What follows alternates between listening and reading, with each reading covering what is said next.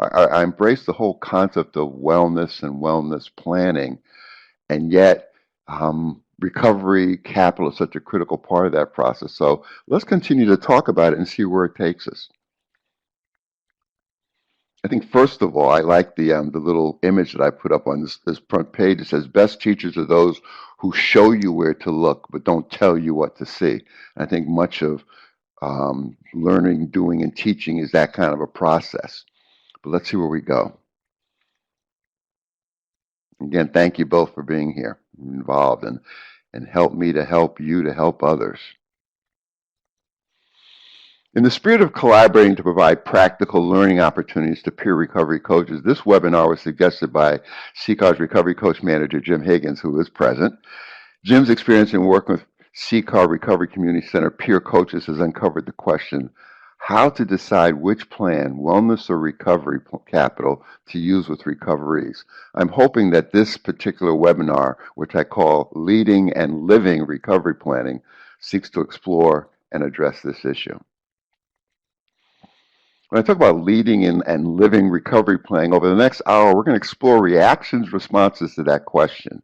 How do I decide which plan, wellness or recovery capital, to use with recoveries? We're also going to describe the role of peer recovery coaches in providing assistance in setting recovery goals and developing recovery plans, and hopefully identify strategies and occupations of living that will improve well-being, quality of life, and recovery capital assets through recovery planning. I'm going to also introduce you to a model that's been very powerful in my own efforts to help, that speaks to the whole concept of helping people participate better in life and living. And isn't that a clear piece of what we're looking to do? Okay, any questions about where we're going? Welcome, Stacy.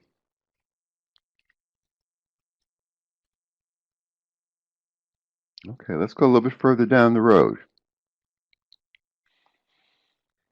Questions.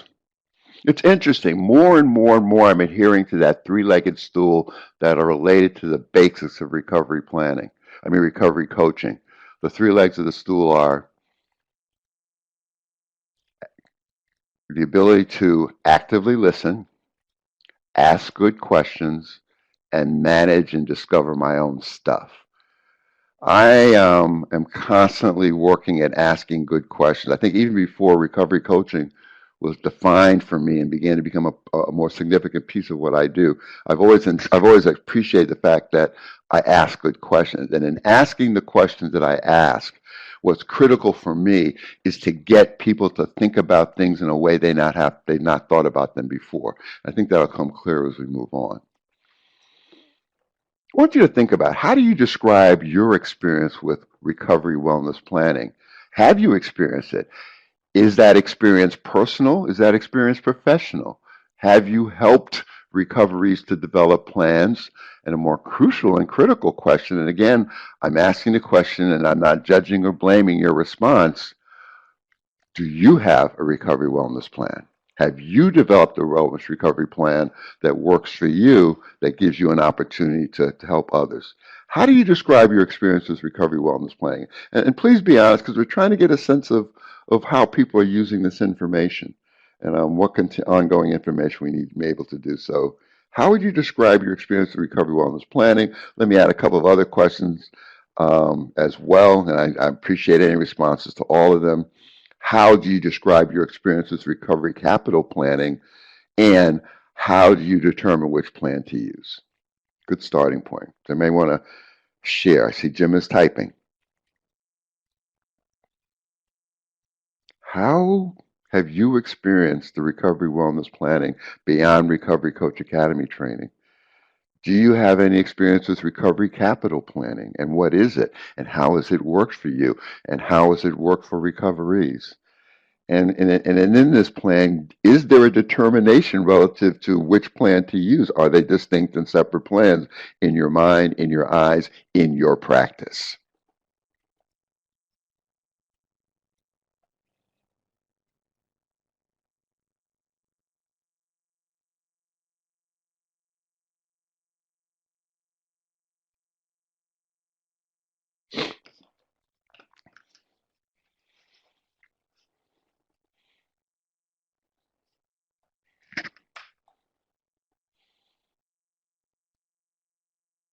Okay.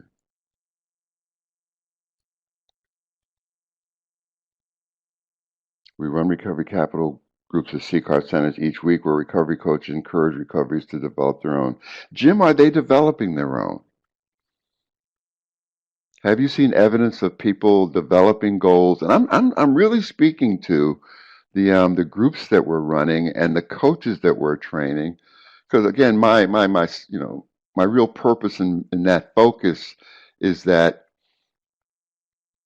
lives of people who are helping people continue to grow and make progress and have success that can be shared with others. It's much like being a sponsor in 12 step recovery. A sponsor has a sponsor so that they have a sense of where people are going and how people are going. With that experience brings an opportunity to teach. We're learners, doers, and teachers. What are we learning about our own wellness recovery plans? What are we doing with our own wellness recovery plans so that we can teach? And the same goes with, I think, we're thinking about recovery capital and recovery capital planning. So, what are we doing with these things that we've called recovery wellness plans? Um,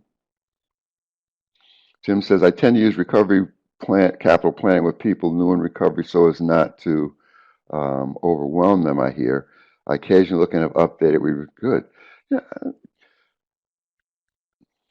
meeting the recovery where they're at. I don't label a plan prior to coaching as it seems to give an impression of right or wrong in doing something, kind of. I like that, Brenda. I like that. So if you don't label a plan, how do you engage people in the process of planning? Is my question. Because I like the concept of not putting that kind of direction on people, but also, you know, having them look at things. It's much like motivational interviewing says. If we give people enough information, if we ask good questions, we have them think about things in a way they haven't thought about them, they come up with the responses and the answers. And so much of this in meeting the recovery where they're at is treating them as resources. And they're the resource of helping us to identify what's going to be most helpful for them. And for me, that takes a tremendous learning opportunity. A handful of coaches and another handful of coaches attend fairly consistently and are open receptive. I do not know more than a handful of recoveries are actually using them outside the groups. Yeah, yeah, okay. I also like, okay, so let's see where we're going. Let's see where we're going to, how we think about this. You know, this is the reminder. Peer recovery coaches provide assistance in setting recovery goals and recovery plan development. I think the most significant recovery coach roles and functions in relation to this can be all of them, but most specifically, I look at lifestyle consultant, resource broker, co-problem solver, telling the truth without blame or judgment is co-problem solving, being a truth teller, an ally, a confidant, a motivator and cheerleader, role model and mentor. That role model and mentor, whether I verbalize it or not, I would like recoveries to appreciate the fact that as I'm talking about the development of these plans that I think are critical in their lives, and especially if I am a peer in a recovery process myself, I want them to at least have a sense as I'm talking about these plans that I'm offering either direct or indirect self disclosure about planning and the planning process and how it's been evidenced in my own life, and what a powerful model and mentor piece that can be. But it also lends to the truth telling and the co-problem solving. But clearly, when we talk about planning and helping people to set goals, we are lifestyle consultants. And so it becomes critical that I have a clear sense of what my own lifestyle is. I have a clear sense of what my own process has been. And how can I be a role model if I haven't? Yeah, Jim, think about it. Sponsors need sponsors in 12-step programs. That's a critical part of the process. It's a critical part of the modeling and the mentoring. In the realm of recovery coaching, not only do we walk the walk and talk the talk, but we also help people to appreciate that, you know, that the areas that we're asking them to think about, we've thought about them at some level, have made some progress through. I always say in Recovery Coach Academy that, we have to be at least a stage or two ahead of people if we're going to help people. And this is one of those places where I think it's critical. So how can I be a role model if I haven't this type of work myself? Yeah, and in many ways, it's not an effort to judge people, but it's an effort to help people to appreciate. I think would better help not only the recoveries process, but my process as a helper.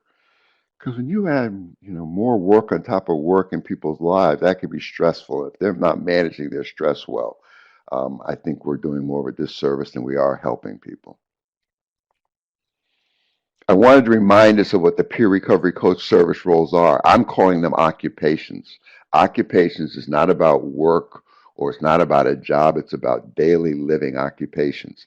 As a personal guide and mentor, we provide emotional and social support, listening, sharing of recovery experiences, and teaching of how each individual possesses some of his or her recovery capital to help sustain their recovery. Be nice to have a piece of self-disclosure there that would help people to understand how this plays itself out in sustaining a recovery process. As a personal guide and mentor, I provide assistance in setting recovery goals and developing recovery plans. If I haven't done my own, if I haven't been practicing my own, I may have some gaps in awareness and knowledge of how to truly help people to develop these plans. They are hard enough to write SMART goals and develop plans and objectives and identify people, places, and things to support those goals and objectives, and then to make it smart and time related. The ability to have that process in hand is a better opportunity to teach it because I've learned it as a result of my own doing it. As a personal guide and mentor, we provide support in restructuring life and coping skills to help recovery, and we provide culturally responsive and recovery-oriented health education.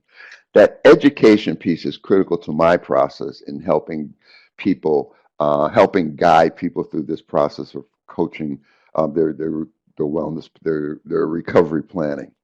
Those last two pieces, talking about connected to recovery supportive resources such as housing, employment, and non-professional services, and being a liaison to those services as well, are two other pieces of the occupation service roles of recoveries coaches.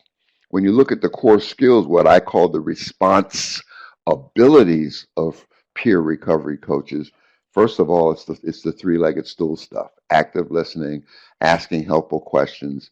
You know, my ability to discover and manage my stuff is my ability to have my own emotional awareness and emotional intelligence. For me, my work has been learning, doing, and teaching. You best teach what you most need to learn. If I'm going to be a successful recovery coach, I also need to be able to teach people how to manage their stress and anxiety, how to set SMART goals. I teach them about quality of life issues. I teach them about well-being issues. We talk about recovery capital planning and we talk about recovery wellness planning. That's the learning, doing, teaching I see that peer recovery coaches have an opportunity to engage in, involve in, and I think at some level develop some success in. Any questions about this, especially that right-hand column? Because I think you've seen all the stuff on the left-hand column, because we get that in Recovery Coach Academy. You get that as you continue to look at what the roles, the service roles are. However, this additional piece on the left hand really begins to, I think, model how do we respond to a recovery's need to develop a plan for their recovery. Any thoughts or questions on that right-hand column in particular? Does it make sense to you? Because a lot of it really digs into what we're asking people to do in both the stabilization stage of recovery as well as the deepening stage of recovery. And for me, the key one is, how do I help people to manage the anxiety and stress of early recovery and learning how to live and learning how to build a life? Because that's what this is really about. We're helping people to build a life. You know, one of the most powerful concepts that Phil Valentine constantly shares with me is that not only does he say transform people, he also states that built people build people. I like that.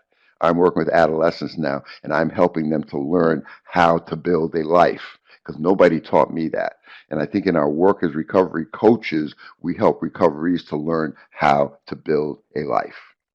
We all have skills and can contribute without the need for formal education. Yes, and we want to enhance those skills. That's a part of that empowerment process.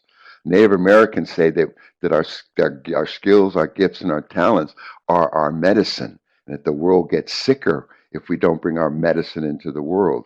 And we are encouraging you to bring your medicine into the world, your skills, your abilities to respond to recovery's needs. But I think the precursor to that is responding to your own first, your own ability to manage your stress and anxiety, your own ability to develop goals that embrace the vision of your life and your work, your own quality of life issues. I've heard so many times people shut down because they don't have a PhD. True. And I don't want that happening. I think people can develop a PhD in recovery by being open to learning and learning how to recover and being able to talk about how to recover. What do you see? Love images. What do you see?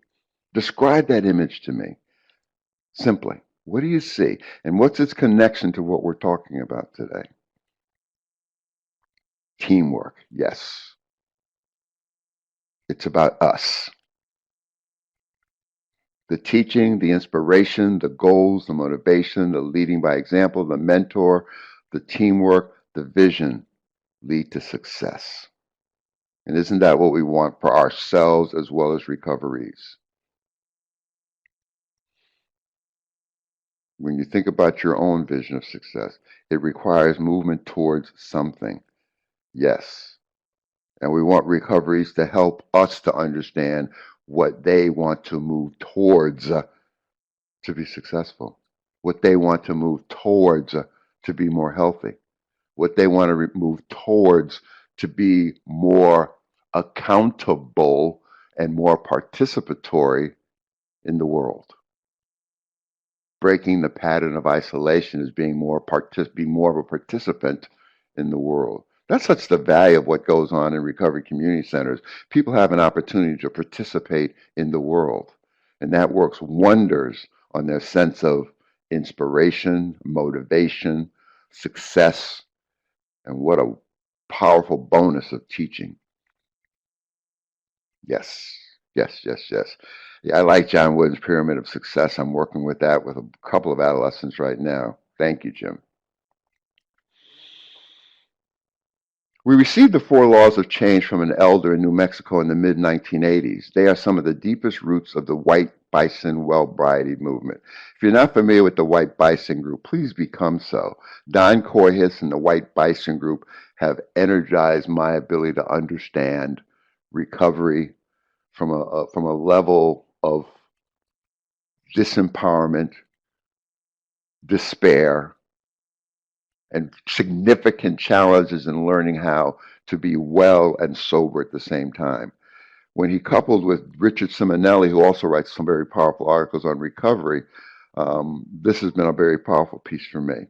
At some point, I think I'll share what I'm interpreting from their work.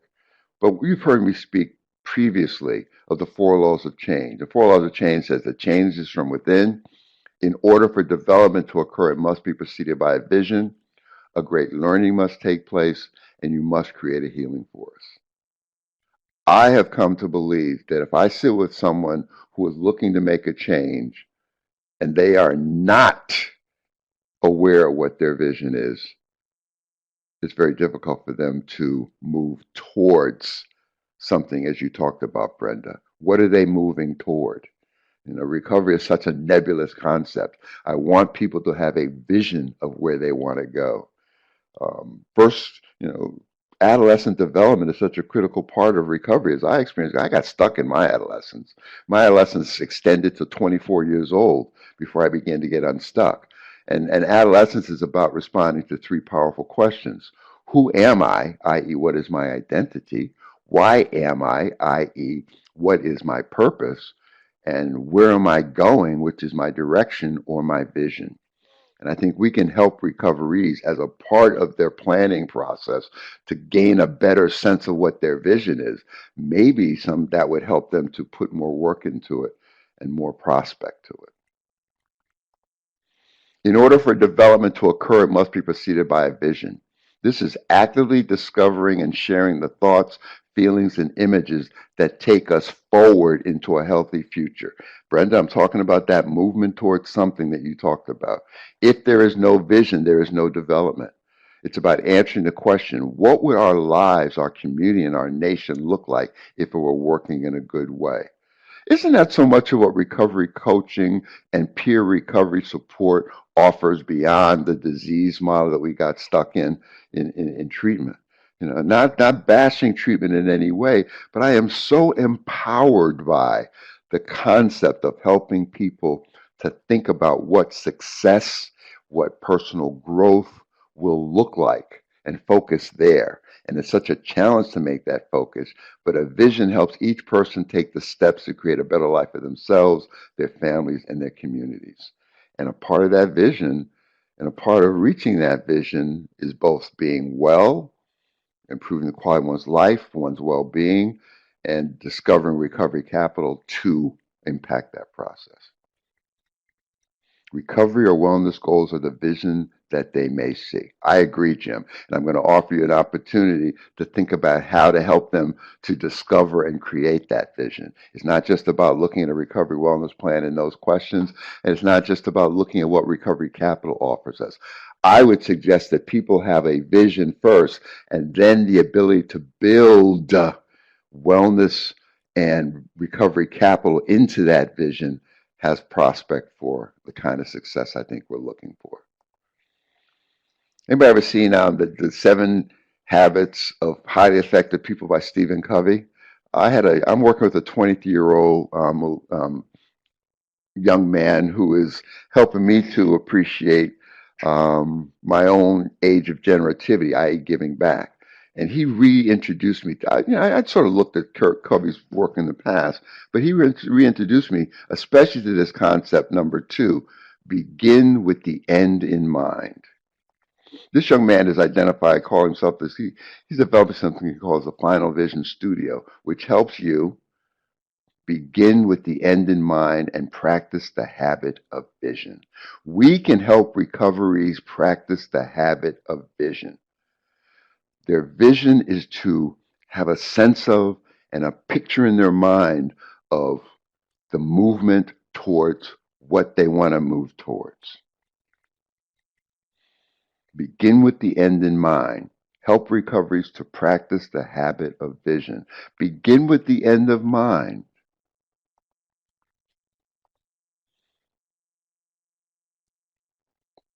Future. I have recoveries that I work with finish these sentences as a part of helping them to build their vision. If my future had no limits, I would choose to be. If my future had no limits, I would choose to do. I want to be a person who. That's before we even talk about planning. This is an opportunity to gain a vision. As a coach, it's an opportunity to discover my stuff, to discover where I want to go, appreciate what my vision looks like so it doesn't impede or impact or overwhelm the vision of the person sitting in front of me. Because it's about them, it's not about me. However, my vision does hold true. Because my overall vision is to share what I've learned so that other people can have a safer, better quality of life and well being journey than I had. You best teach what you most need to learn. So think about finishing these questions. Think about finishing these questions for yourself, and you begin to get a sense of the power it may have for recovery. Any thoughts or questions on this? Does this make sense for you? If my future had no limits, it's about vision work. It's about developing a vision of where I want to go. Recoveries in their recovery wellness planning maintain the plan. It's their goals. They come and share them with us. We want to know where they want to go and where they're going and how it's working for them in their journey. But it's their journey. This is one of the more powerful images that I've discovered in the last few years. And it applies not only to the process of helping recoveries, but it also applies to the process as I see people entering the Recovery Coach Academy. People come with a passion which fuels their desire to be educated. And in that passion, they come in with personal tools, which are those circles in the middle there. And those personal tools are the foundation that helps them fuel that passion to build it into the steps towards their vision. When Covey talks about begin with the end in mind, at the top of that image, at the top of the concept called the cycle of self-empowerment, is that dream slash vision. So in many ways, building towards the goal is building towards the vision. And think about the concept of those tools, principles, characters, morals, virtues, personality. See, for me, this is a learning opportunity. If recoveries, or if we don't know what we don't know about what empowerment may look like, it's very hard to be a part of a solution in helping people to move towards an empowerment process. For me, this is as close as it's ever come relative to the work that I do, that I think is a powerful image of how I want people to begin to think about this process of them moving forward, moving towards something, again, as Brenda so eloquently spoke earlier. Thoughts or questions about this image? Recovery coaching is a process of self-empowerment. It's an empowerment process where the recovery acts on their lives to lead their lives in a way that moves toward their dream or vision of recovery, wellness, well-being, etc. Is this helpful? And what do you see? And how might you use it?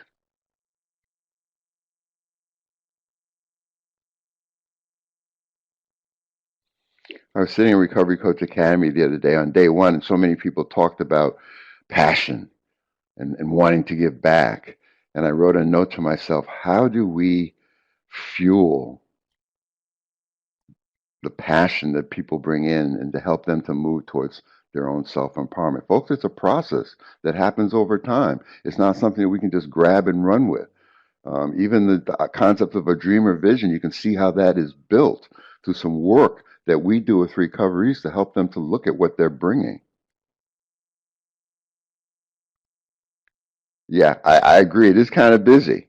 It is kind of busy. And yet, I think it's a busyness that impedes our ability to take care of business, if you understand what I'm saying, Brenda. This is what I want to educate people around. Their ability to realize many options is their ability to be steadfast and strong in relation to the tools that they're taking into their goal setting and they're taking into realizing their vision and their dream. Our job may be to help to challenge that. That's exactly what it is. That's how I see it. Helping people to begin with the end in mind is the ability to appreciate what that vision is and how do we get there? How? Honest, open-minded, and willing. How? Hope overcoming weakness. Right. There's no way that fits all. When you look at that middle piece that begins the steps to the vision, that's different for everyone. And there's a different amount of learning, or there's a different amount of awareness that goes into that. But if nothing else, these are building tools. Let me see if I've got another image that makes it less busy, because I agree with you. It's busy, and yet I love it because there's so many opportunities to think about who we are as human beings, and what we bring to the enterprise of change. Questions regarding a way of leading life. I ask, what's your vision for your life? Who are you? How do you want to be? What do you want to do? How committed are you to learning? Are you making responsible choices and decisions? And the question is, how do you know? Are you a healthy model of how to live? How are you developing self-awareness? How are you developing internal motivation? Are you building your life? Or are you passively accepting it? And are you determining where your strengths and passions lie? I challenge, encourage you to answer these questions for yourself so that you can better ask these questions and model these questions for people you're helping. This comes from an article in the Harvard Business Review blog, and the name of it was, Are You Living Your Life or Are You Leading It? Think about leading recovery. Think about leading your life. You are in the driver's seat. It is your responsibility to lead your life. And in leading your life well, you have an opportunity to help others to learn how to lead their lives as well. This is what parenting is about. This is what coaching is about. This is what co-facilitating processes are about. This is what recovery coaching is about, in my estimation. Thoughts, questions, comments about this slide? And again, there's no one way that fits all, and it really asks people to think about where they're at and where they want to go. It's so energizing. It's so passion friendly because people are coming in. I mean, Jim, in the groups that you do at the recovery centers, people want to give back. They just don't know how. And I think part of recovery planning is helping people to learn how to give back and how to live well enough to be able to offer what they are learning to other people. We're learners, doers, and teachers. I learn this, I do this, I teach this. And I'm taught at the same time because I watch how this unfolds for other people and I watch how their process moves on.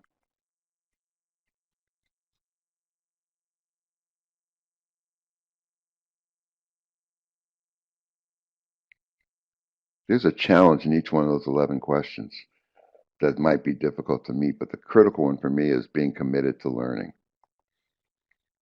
This takes some of the business out of the diagram, and it speaks to the concept of empowerment tools for building a vision. And those are what I need to take into the fray. Those are what I need to learn how to do and to be. I mean, there are concepts that we use in our conversations with recoveries anyway. Yeah, they don't know how to funnel it, and yet versus fun, yeah, and I think the ability to funnel it may come through the ability to look at images and talk about it more. I think we can help people through motivational interviewing. I think we can help people through helping them to talk to us about their vision and how they intend, how they're going to get there, and the SMART goals that they will develop to get there. We all have had the experience where you talk about these issues with someone that you think is listening and cares and is hopeful and wants the best for you, helps you to discover the responses and the actions. Part of being overflowing with ideas and emotions is the ability to prioritize.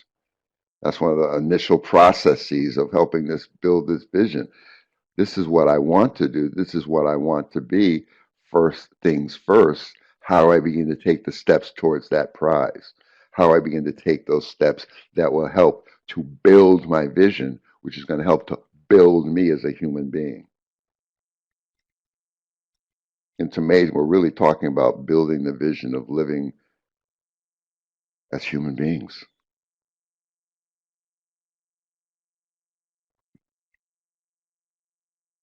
This is the foundation. This is what each recovery brings into their process.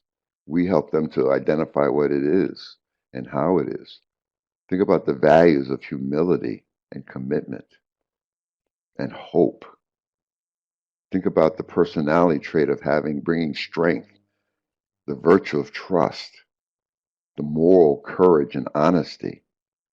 Character is a critical part of this process, and learning how to build a character that puts me in a world and allows me to participate more fully in the world. Part of building this vision is the building of a vision that I'm in the world and I belong in the world. That was one of my greatest challenges, but I didn't think I had what it took to be in the world and believe that I deserved to be in the world. And this helps people to see what it takes. I think it gives people hope, even though it may be overflowing with ideas and emotions. I think there's hope attached to those ideas and emotions that gives a person a sense that I can move forward. I often have each of these words on a slip of paper and put them in a box that represents a toolbox. And when they get stuck, I have them pull a slip of paper out and gives them a starting point and an option.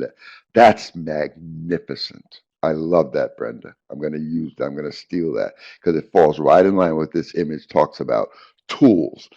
This is a toolbox, and you talk about many of these images being one that you're talking about. And if nothing else, we want people to learn how to describe these concepts. What is responsibility? What does it mean to be accountable? Where does compassion, take place in this situation? Learning how to live is learning how to be in the world. And learning how to be in the world is taking advantage of the tools that I already have. And you're encouraging people to look at their own toolbox and appreciate the strengths, which, since recovery coaching is a strengths-based model, the strength that they already have. Maybe that begins to talk about the ability to build on those strengths, Jim, is the ability for recovery capital to be a part of that process. So I'm not, we all have tools. We don't even, right, right. So the ability to look at an image of this and say, I learned about patience. I've been practicing courage. These are tools. Yo, that's too cool. So man, when we think about toolboxes, we think about resources outside of ourselves. This is a piece of recovery capital that's critical. This does a nice job, Jim, I think, of demonstrating what internal, personal recovery capital might look like. Wouldn't you agree?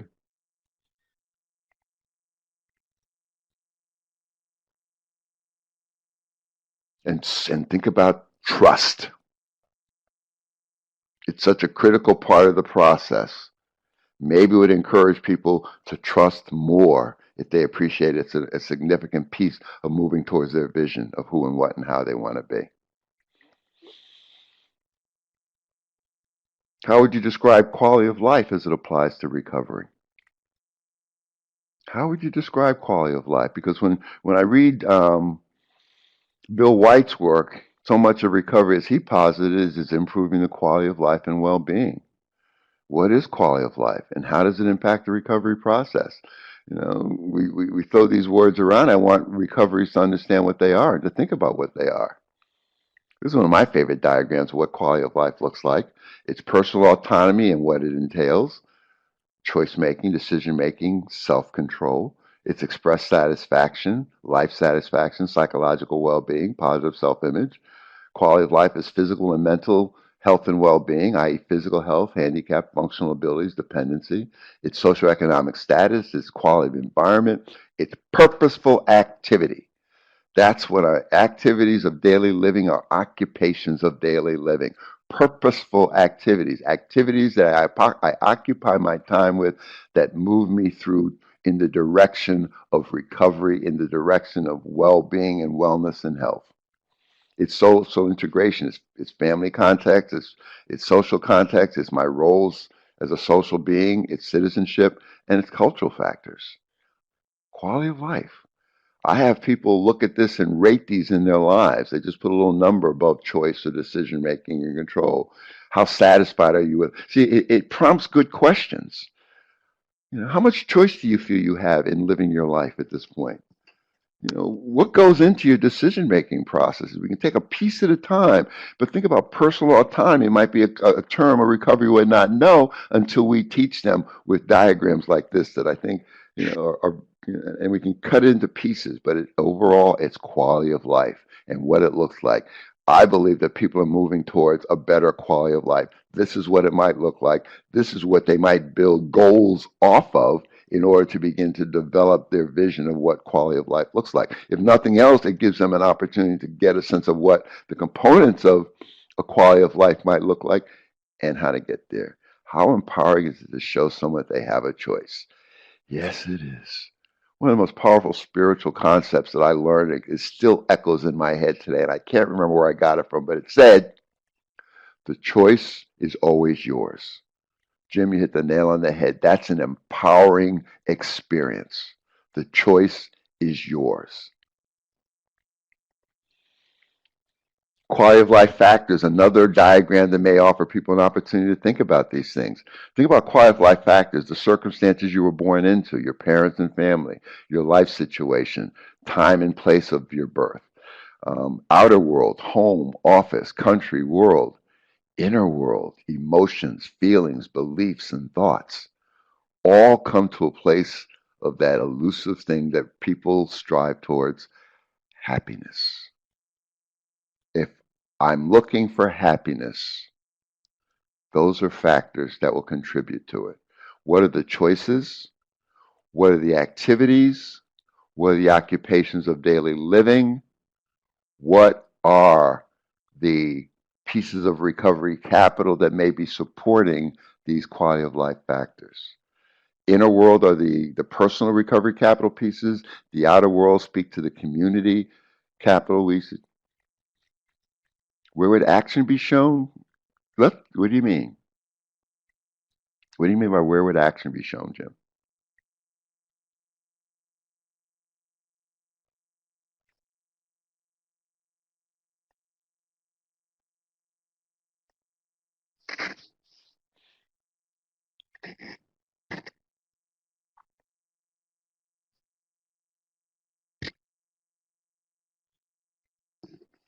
Again, this is one of those diagrams that I saw and just knocked my socks off because how many times did I say in my own process, I want to be happy? And I was clueless on what that meant and how to get there. And some of this stuff, this is also an opportunity to discover my own stuff. What we do and choose impacts the quality of our lives. Correct. So how am I managing my thoughts, my feelings, my beliefs, and my emotions to the point that the quality of my life is what I want it to be? That's where that choice and control piece comes back in. I choose to manage these pieces of my life. I choose to practice serenity and well-being. I choose to choose what I choose to choose in order to somehow dance around this concept called happiness. But it really makes me appreciate that I was born with something, I'm living in something, and there's internal things that are going on in myself at the same time that all come together to impact the quality of my life and my sense of well-being and happiness.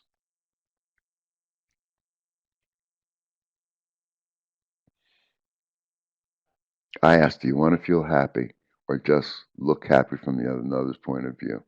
Yeah, yeah. And this helps people to appreciate what happiness may look like in those realms. Here's another image of quality of life that expands it into the also sense of well-being. The quality of life depends on security, and there goes that word again, Jim, choice, and the values we have around that impacted by the base of quality of life, which produces a sense of well-being. So the question comes up, how would you describe well-being? And how does well-being impact recovery?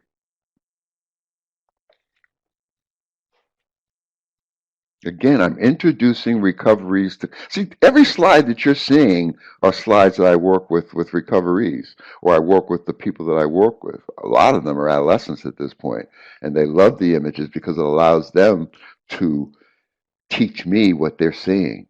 And in teaching me what they're seeing, they're learning it twice. And at some level, many of I found have been able to take this information into their worlds and use it and share it. Yeah, yeah. Yeah, huge visual I use is Facebook and the perception it gives to others. Yes, definitely. Where we're impacted by media in many ways. Well-being indicators are learning, work, housing, family life, leisure, health, security, environment, financial security.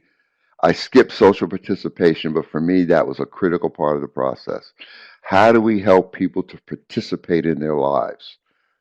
Not so much social participation, helping people to perform occupations of daily living that allow them to participate in their own well-being. That's what empowerment is about. And those are the goals and objectives I want people to reach towards. Sometimes they don't know what they don't know about these issues. And again, Jim, it can be overwhelming because there's so many indicators of well-being, but the ability to help people to hone in on one or two of them and identify what do I need to do and be to practice wellness in this arena, and then what are going to be the elements of capital, recovery capital, that will help me to build myself in these areas, begin to help me to appreciate that, you know what? It's one plan. When I look at the recovery wellness plan, I see a plan that has in each of the sections the ability to identify a recovery goal under the section, the steps I need to reach my goal in that section, who else might be involved can also be identified as / recovery capital needs. who else or what else might be involved helps recoveries to look at those diagrams of recovery capital we offer them and identify what are other pieces in my environment, whether it be the larger social environment or my family environment that can support what I'm identifying as the opportunities to improve the quality of my life and my well-being. So I'm really looking at it from a global situation, and I'm looking at recovery planning, which engages both recovery wellness as well as well-being and quality of life, and the recovery capital that helps to build the life of wellness and well-being. This is a diagram that I found a few years ago from the Southern California University, USC, and it really speaks to um, performing in the world. If you look at well-being is at the bottom of there, that's within the person, being happy, healthy, or successful. Again, folks, these are images I use for recoveries. It speaks to quality of life, which is the general well-being of a person in societies. If you look at occupations are the tasks and the activities you do in living. And performance are those actions you take in living and how well you do them. So if you look at that blue section, the maximal success that we have is to perform and participate in our daily living activities. And not even worrying about success, just participating. It's coming out of hiding. It's breaking the pattern of isolation that we talk about in the stabilization stage 1. I like when you look, my orientation in School of Social Work was life model of social work practices, looking at the person, looking at the environment, and how do we create the best fit. This image offers that to me. I found this image 25 years after I graduated from the School of Social Work, but over time, I think my social work practice has really hovered around this image. That's why it's so powerful for me. You've got a person making an honest effort to recover in an environment. How do we, in our advocacy roles, big A and small a, in our educational roles, helping people to look at, your person, your well-being is affected by how well your body is functioning, how well you think, learn, understand, and remember. Your well-being is influenced by how well you affect your spirit, i.e. your spirituality. Your well-being is affected by how well your brain and central nervous system are functioning, and your well-being is impacted by how well you manage your emotions and thinking. Makes sense. For me, the visual offers the awareness that when I talk about planning recovery, when I talk about helping people to improve the quality of their lives and their well-being, is incumbent upon them also feeling the ability to do the things in their lives that they need to do to perform at the highest level that they can over time so that they can begin to feel that they have a better fit in the world. And with a better fit in the world, especially if I planned out a process to do that, I'm growing, I'm learning, I'm engaging, I am recovering. And for adolescents, it's learning how to live. I use these same images, the same conversation with adolescents, many of them who are recovering from very difficult family situations, but more importantly, they're just trying to learn how to live. Maslow's hierarchy of needs falls into the ability to help recoveries to look at what do I need? The basics. Do my recovery capital resources fill those basic needs, those safety needs for security and feeling secure? Do I have enough recovery capital to fuel my intimacy needs for family and friends, my social recovery capital? Is my recovery capital strong enough for me to feel self-confidence, self-respect towards myself and respecting others? Those are more of those internal, personal recovery capital pieces. And self-actualization is helping the person to get to where they want to get to. I threw in Maslow's hierarchy of needs because I think it fits the ability to match those with recovery capital. How can we help you with your recovery today? Personal recovery capital, family and social recovery capital, community recovery capital. Fits those two diagrams that we just saw. Fits the opportunity to develop goals related to building self by bringing in capital beyond myself or within myself to address my ability to move in a direction of recovery or moving forward. I like this diagram of SMART goals because it's about simple as I found. Goals are SMART, meaning they're specific. What do I want to accomplish? They're measurable. How will you demonstrate and evaluate you having met your goal? Achievable. Stretch and challenge your goals within your ability to achieve the outcome. And if you don't feel you have the ability to achieve the outcome, what capital do you need to build you and bolster you in that prospect? And as a part of that, just living better and having a greater sense of well being. How does your goal tie into your key responsibilities? And your key responsibility meaning recovery, I'm hoping. And set 1 or 2 target dates by when. Nice, simple development of SMART goals. Sometimes I just use a simple diagram and have people just fill it in and the plan comes along. It's like you said earlier, Brenda, it's not so much of a plan, it's a way of thinking about how I'm going to move my life. And maybe they write it on paper down the road, but initially let's think about it. And one way is a nice, quick and dirty way to help them to begin to engage or embrace SMART goals is my specific goal is, how I will measure my progress in my goal is, my goal is achievable because these are the things that I can do to achieve it. I don't think it's achievable because these are things that I don't have to achieve it, and those may be places where I need to build recovery capital or a greater sense of wellness and well-being.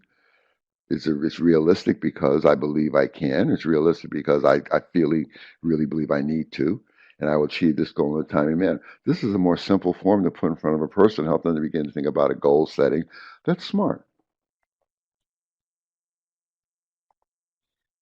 Questions, feelings, comments, thoughts.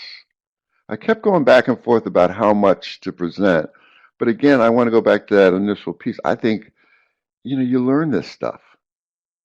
You find a way to do this stuff. And then you have an opportunity to teach this stuff. And when you teach this stuff, you learn it twice. And a major piece of teaching and learning is doing. And I encourage you to think about your own recovery, if that's a prospect of who you are, and how in sharing and in helping someone within their own process, what you can do today to engage in a process that moves you forward. You can use these same concepts to build your ability to coach better. When I talk about performance support for recovery coaches, it mirrors that image that we saw about performance and occupation. It's so much about learning.